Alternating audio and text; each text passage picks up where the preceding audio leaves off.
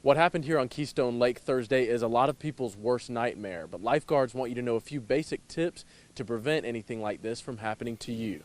A day at the lake with friends quickly turned into an emergency situation Thursday afternoon. 5 teens were at Keystone Lake when 2 of them began to struggle in the water.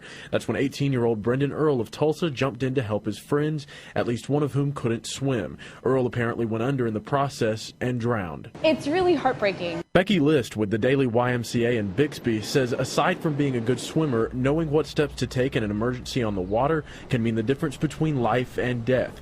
List says to remember one short phrase: reach, throw, row, don't go. In some instances like this one, the person who goes out to do the rescue actually is the one who ends up getting harmed the most. Whether it's on the lake or in the pool, the rescuer should be aware of the dangers of going in after someone. She says lifeguards work to teach swimmers, reach for the person, throw a raft, or get to them in a boat.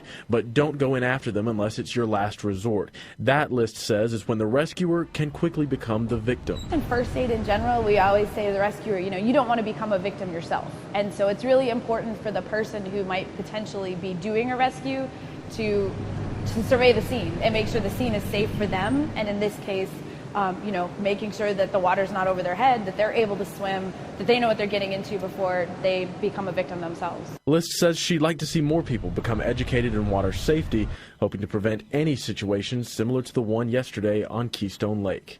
Ethan Calloway, Tulsa's Channel 8.